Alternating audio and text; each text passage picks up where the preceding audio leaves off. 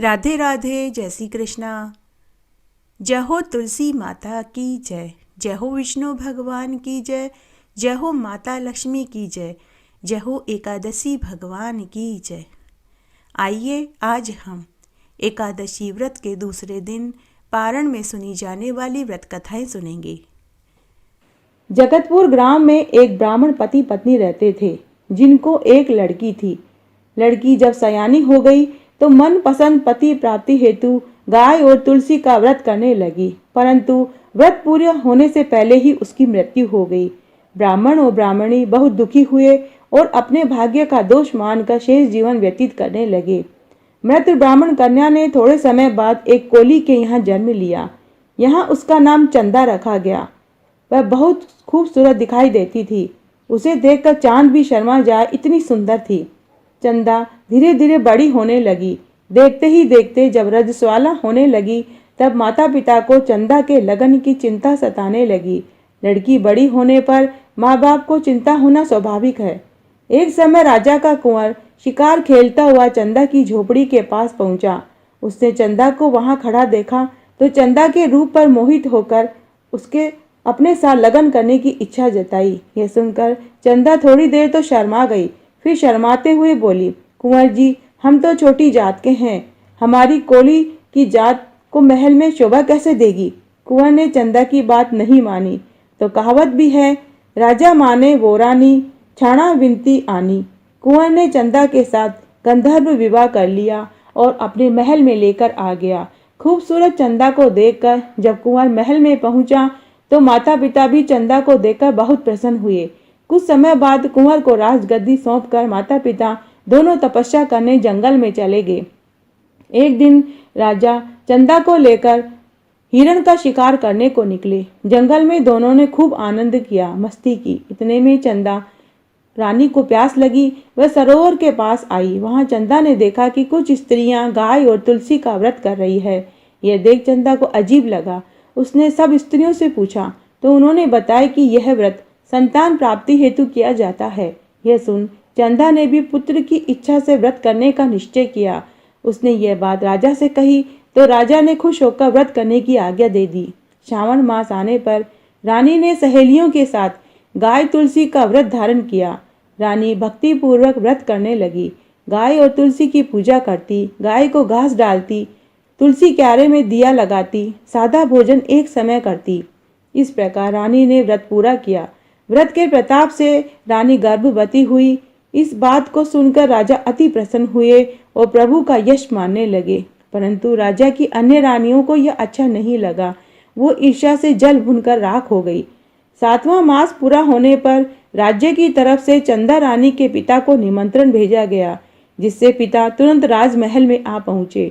उनको देखकर अन्य रानियां हंसने लगी और मजाक करने लगी, लेकिन चंदा रानी ने उनकी तरफ कोई ध्यान नहीं दिया और होम हवन करवाए, हाथ में राखी बंधवाई।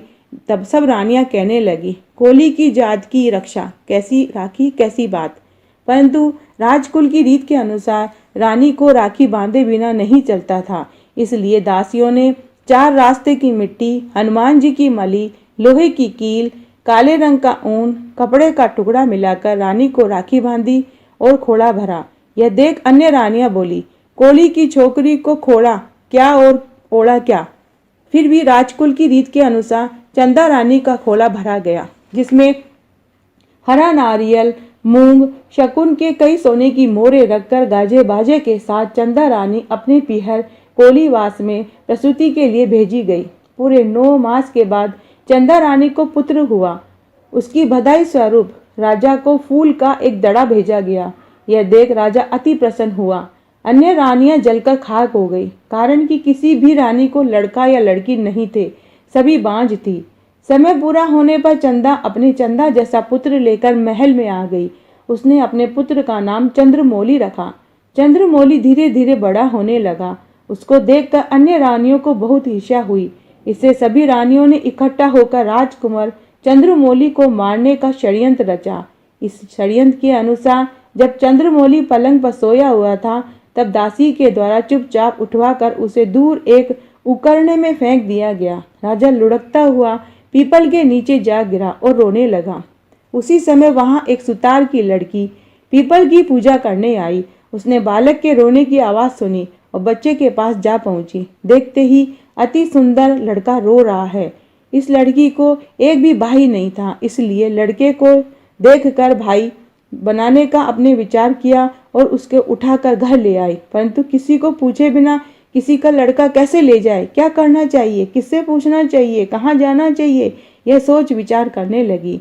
इतने में सामने से एक गाय आई। लड़की ने गाय से पूछा, गाय माता, यह भाई किसका है? गाय कहने लगी, जो खिलावे प्यार करे उसी का। तब लड़की बोली, मैं इसको खिलाऊंगी, प्यार भी करूंगी।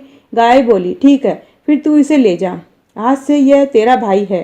राजकुंवर का रोना बंद हो गया। वह लड़की के साथ हंसने और खेलने लगी। लड़की भाई को लेकर घर आ गई, अपने माता पिता को सारी बात बता दी। माता पिता भी उसकी बात सुनकर प्रसन्न हुए। गाय माता ने ही उनको ये भाई दिया है, ये मानकर राजकुंवर को अपने पास रख लिया। राजकुंवर अब थोड़ा बोलना सीख गया। वह काका बाबा बोलने लगा। एक दिन उसने सुतार से कहा, बाबा मुझे एक घोड़ा ला दो। सुतार ने एक लकड़ी का घोड़ा बनाकर दे दिया। कुछ दिनों के बाद लकड़ी का घोड़ा लेकर राजकुंवर नदी किनारे आ गए और घोड़े को नदी में पानी दिखाकर कहने लगे, घोड़ा घोड़ा पानी पी ले। यह सुनकर वहां पानी भरने आई राजमहल की दासियां हंसने लगी। उसमें से एक दासी दूसरे दासी से कहने लगी, अरे देख तो, सुतार का लड़का लकड़ी के घोड़े को पानी पिलाने आया है, गंवार कहीं का। राजकुंवर यह सुनकर गुस्से में आ गया और वहां पड़ा हुआ पत्थर उठाकर उस दासी को दे मारा, जिससे दासी का कपाल फूट गया, खून बहने लगा। वह देख अन्य दासियां घबरा गई और राजकुंवर को उठाकर महल में ले गई। दासियों ने चंदा रानी को सभी बात सुनाई, जिससे यह लड़का पर खूब गुस्सा हुई और लड़के ने रानी को और रानी ने लड़के को देखा तो दोनों की अरस परस नजर मिलते ही एक चमत्कार हुआ। रानी के दोनों स्तनों में से दूध की धार फूटने लगी। राजकुंवर चंद्रमौली दासियों के हाथ से छूटकर रानी से जा लिपटा और बोल उठा, माँ। माँ ने लड़के को पहचाना, लड़के ने भी माँ को पहचान लिया। फिर सुतार की लड़की को बुलाकर पूरी बात पूछी। तब मालूम हुआ कि ईर्ष्यालु रानियों ने कुंवर को उकड़ने में फेंक दिया था। इससे राजा अन्य रानियों पर बहुत गुस्सा हुए और उनको मृत्यु दंड की सजा देने को तैयार हुए। लेकिन चंदा रानी की प्रार्थना पर राजा ने सभी को माफ कर दिया। सभी रानियां चंदा रानी की उदारता पर मुग्ध होकर माफी मांगने लगी। चंदा रानी ने सभी को गाय और तुलसी व्रत करने की सलाह दी और विधि भी बतलाई। सभी रानियों ने यह व्रत किया। राजकुंवर चंद्रमौली जवान होने पर पिता की गद्दी पर बैठा और कई वर्षों तक अच्छा राज्य किया। हे गाय तुलसी माता, जैसे आप चंदा रानी को फली, वैसे ही सबको व्रत करने पर फलना, कहने वाले को, सुनने वाले को और हुकारा भरने वाले को। घटती हो तो पूरी हो, पूरी हो तो परवान चढ़े, भूले बिसरे नाम तेरे भंडार में भरे। एक गांव में एक माँ बेटी रहते थे। माँ लोगों के कपड़े सिलती थी, यही उनकी आजीविका का साधन था। बेटी का नाम तारामणि था।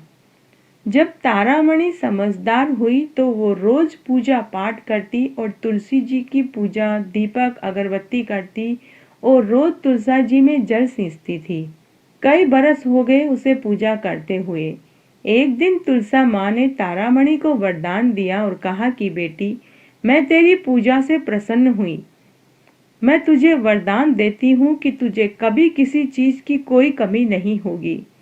तू जिस चीज की इच्छा करेगी तुझे वही मिलेगी। दूसरे दिन तारामणि ने अपने स्वप्न वाली बात अपनी माँ को बताई तो उसकी माँ ने कहा, बेटी भगवान करे ऐसा ही हो। उसी दिन तारामणि अपने घर के बाहर खड़ी थी।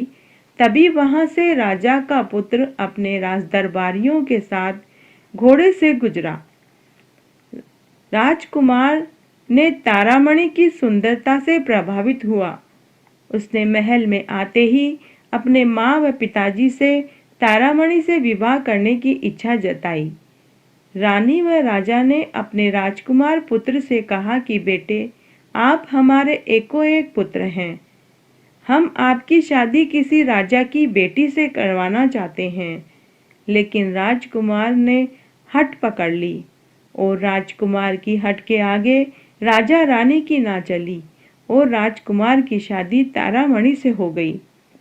तारामणि ने अपने मधुर व्यवहार से राजा का और रानी का दिल जीत लिया। तारामणि ने ससुराल में आकर तुलसी पूजा जारी रखा। राजा रानी अपनी बहू के धार्मिक व्यवहार से बहुत खुश हुए। तारामणि के ससुराल में आने के बाद सभी खुश थे। 9 महीने बाद तारामणि को 2 सुंदर पुत्र पैदा हुए। तारामणि रोज सुबह ब्रह्म मुहूर्त में उठती, स्नान आदि करने के बाद तुलसी जी सींचती थी, दीपक अगरबत्ती करती थी। इस तरह कई बरस खुशी खुशी निकल गए। फिर एक बार उनके राज्य पर पड़ोसी देश ने आक्रमण कर दिया। युद्ध कई महीनों तक चला तो राजकोष में सारा धन खत्म हो गया। पूरी प्रजा को भूखे मरने की नौबत आ गई। इसका असर राजमहल पर भी पड़ा। तब तारामणि ने माँ तुलसा से अपने राज्य की कुशलता और प्रजा की कुशलता मांगी। उसी रात्रि को माँ तुलसा ने तारामणि को स्वप्न में दर्शन देकर कहा कि बेटी, तेरी सभी मनोकामनाएं पूरी होगी। दूसरे दिन तारामणि ने अपने स्वप्न वाली बात राजा रानी व पति को बताई।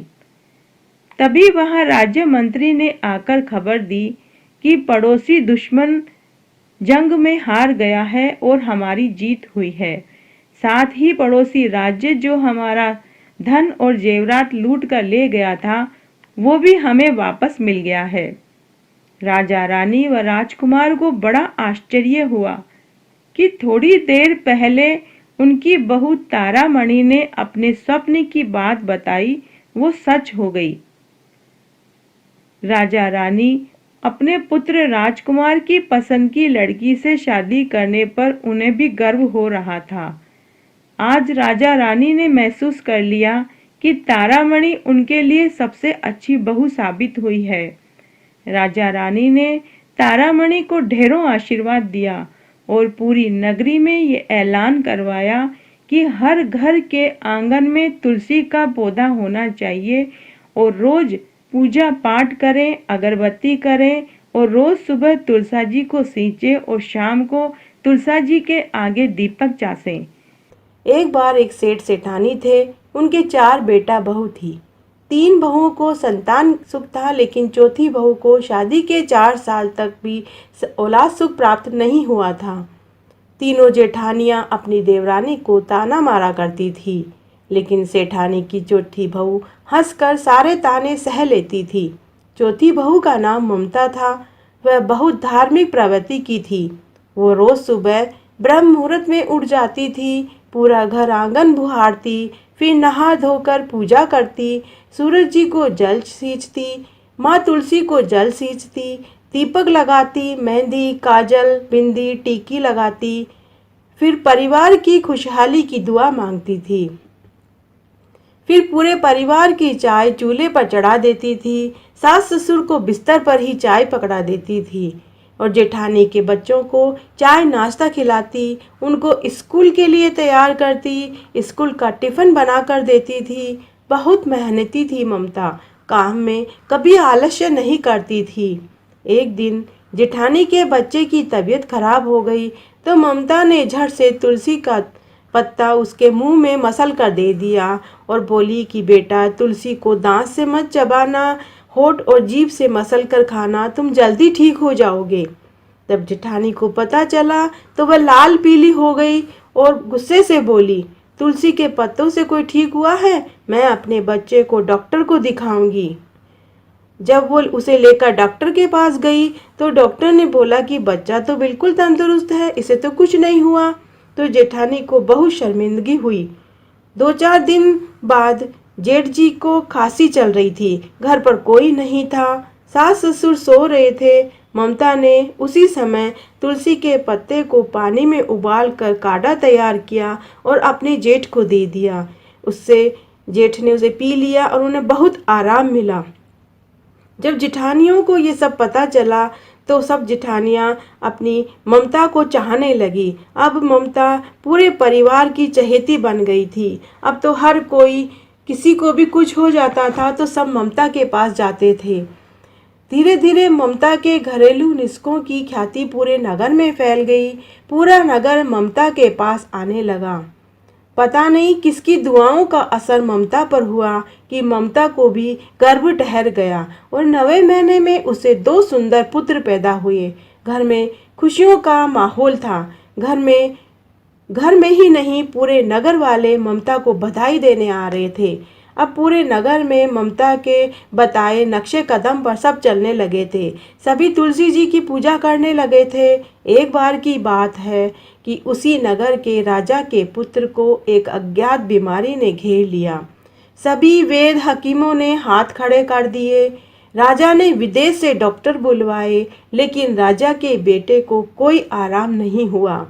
तब एक दिन राजा के एक मंत्री ने सेठ की बहू ममता का जिक्र किया कि महाराज, अपने नगर में एक सेठ है, उसकी बहू ममता बहुत अच्छा घरेलू नुस्खा बताती है। पूरे नगर में उसकी चर्चा है। अगर आप कहें तो उसे बुलवा लूं। तब राजा ने कहा, नेकी और पूछ जल्दी बुलवाओ। तब राजा के पहरेदार रथ लेकर सेठ के घर पहुंचे, सारी बात बताई। तब ममता अपने पति व बच्चों को साथ लेकर रथ में बैठकर चल दी, परंतु चलने से पहले उसने तुलसी के पत्ते साथ लेकर गई। जब राजा के दरबार में पहुंचे तो ममता ने देखा कि राजमहल के बगीचे में सभी तरह के फल फूल थे, पेड़ पौधे थे, सब्जियां थी, लेकिन तुलसी जी का एक भी पौधा महल में नहीं था। महल में ममता ने बच्चे को तुलसी का पत्ता मुंह में दिया, फिर एक काढ़ा दिया और महारानी जी को बोली कि आप बच्चे को बीच बीच में एक एक चम्मच ये काढ़ा आप पिलाते रहना, ये जल्दी ठीक हो जाएगा। फिर ममता ने महारानी जी से कहा कि महारानी जी, अगर आप बुरा न माने तो मैं आपसे एक बात पूछूं। महल के बगीचे में कहीं भी तुलसी जी का पौधा नहीं है। तब रानी ने ममता से कहा कि तुलसी का पौधा क्या इतना जरूरी होता है? क्या वह बहुत अच्छा होता है? उसकी क्या महिमा है? तब ममता ने खुद अपने हाथों से महल के बगीचे में तुलसी का पौधा लगाया और रानी को पूजा की पूरी विधि बतलाई। राजकुमार कुछ ही दिनों में तंदुरुस्त हो गया। राजा ने ममता के पति को राज दरबार में मंत्री का पद दे दिया और ममता को वेद हकीम का पद दे दिया। राजा ने पूरे नगर में माँ तुलसी की रोज पूजा करें, कहानी सुने, ऐसा ढिंडोरा पिटवा दिया। जिस घर परिवार में तुलसी जी का एक पौधा भी होता है, वहाँ माँ लक्ष्मी और विष्णु जी का निवास होता है। गाँव में एक विधवा ब्राह्मणी अपने बेटा, बहू और बेटी के साथ रहती थी। ब्राह्मणी की बेटी बड़ी ही धार्मिक प्रवृत्ति की थी।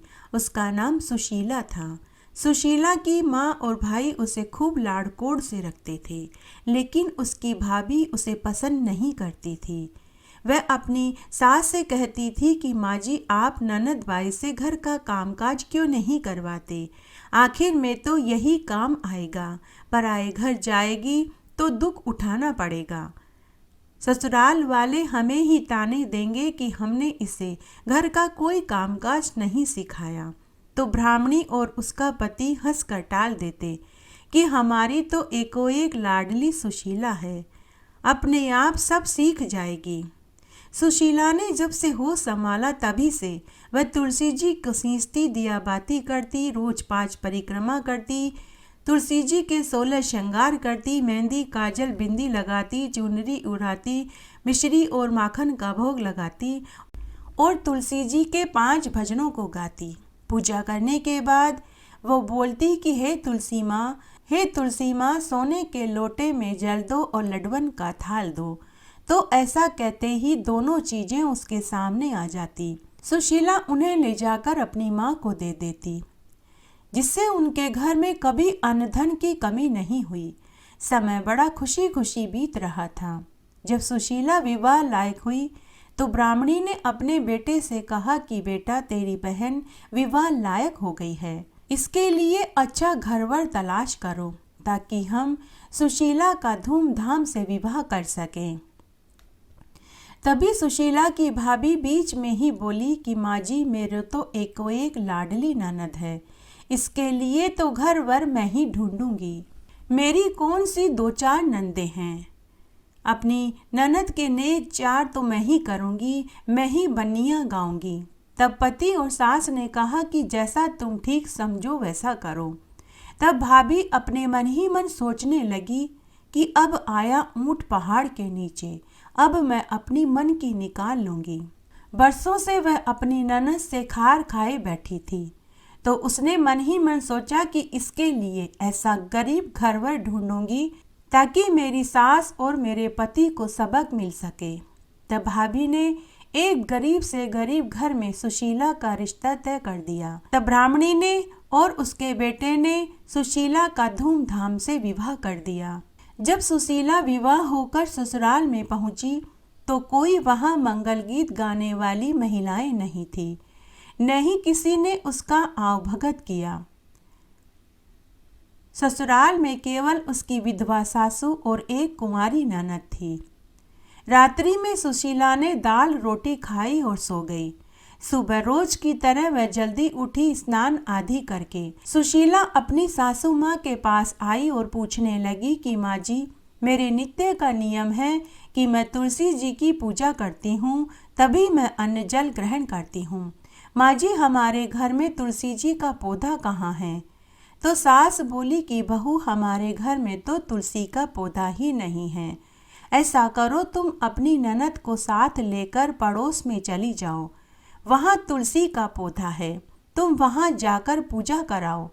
तब सुशीला अपनी छोटी ननद को साथ लेकर पड़ोस में तुलसी जी की पूजा करने चली गई। सुशीला ने वहाँ तुलसी जी की पूजा करी। हमेशा की तरह पूजा करने के बाद वह बोली कि हे तुलसी माँ, सोने के लोटे में जल दो और लडवन का थाल दो। उसी समय दोनों चीजें उसके सामने आ गई। सुशीला ने दोनों सामान पड़ोसन को पांव छूकर दे दिया। पड़ोसन धन और लड्डू पाकर बहुत खुश हुई। पड़ोसन ने सुशीला से कहा कि बहू, तुम तो रोज तुलसी जी की पूजा करने आ जाया करो। पड़ोसन को धन का लालच आ गया। ऐसे ही सुशीला अपनी ननद के साथ घर आई तो ननद ने अपनी माँ को सारी बात बता दी। सास यह सुनते ही लाल पीली हो गई कि सोने का लोटा और लड्डुअन का थाल पड़ोसन को दे दिया। अब देखती हूँ कल कैसे पड़ोस में पूजा करने जाती है। दूसरे दिन सुबह जब सुशीला पूजा की थाली लेकर पड़ोस में तुलसी पूजा करने जाने लगी तो सास ने मना कर दिया। सास बोली कि बहू, कोई ज़रूरत नहीं है रोज रोज दूसरों के घर पूजा करने जाने की। बहू, तेरे मायके के रीति रिवाज यहाँ नहीं चलेंगे। चलो चुपचाप से घर के कामकाज में लग जाओ। सुशीला अपनी सास से कुछ नहीं बोली। उसने घर के चौके का सारा काम किया, झाड़ू पोछा किए, बर्तन किए, भोजन बनाया, सबको भोजन खिलाया, लेकिन उसने स्वयं अन्न जल ग्रहण नहीं किया क्योंकि उसका नित्य का नियम था। वह तुलसी जी की पूजा करने के बाद ही अन्न जल ग्रहण करती थी। इस तरह 4-5 दिन निकल गए। तब एक रात्रि को स्वप्न में तुलसी माता ने सुशीला को दर्शन देकर कहा कि बेटी उठो, क्यों भूखी प्यासी हो? बेटी, तुम आजकल मेरी पूजा भी नहीं करती हो, नहीं तुम मुझे जल से सींचती हो, न घी का दीपक जलाती हो, न परिक्रमा करती हो, और नहीं तुम मीठे मीठे मुझे भजन सुनाती हो। तो स्वप्न में ही सुशीला बोली कि हे तुलसी माँ, मेरे ससुराल में तुलसी का पौधा ही नहीं है, पड़ोस में मुझे सासू ननद जाने नहीं देती। तब तुलसी माँ बोली कि बेटी, मैंने तेरे घर के आंगन में अपना वास बना लिया है, तुम अब रोज मेरी पूजा किया करो। ऐसा कहकर तुलसी माँ अंतर्ध्यान हो गई। सुबह जब सुशीला सोकर उठी तो उसे रात्रि के स्वप्न वाली बात याद आई।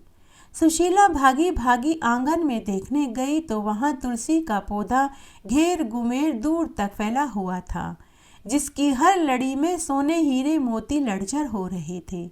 सुशीला देखकर बहुत खुश हुई।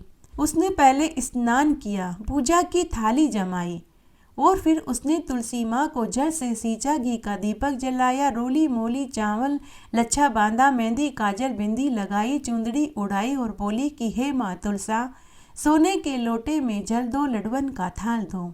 ऐसा कहते ही दोनों चीज़ें उसके सामने आ गई। सुशीला ने दोनों सामान ले जाकर अपनी सास को पाँव छूकर दे दिया। सास और ननद आश्चर्य में पड़ गए कि यह सब कहाँ से आया। सुशीला ने उन्हें पूरी बात बताई।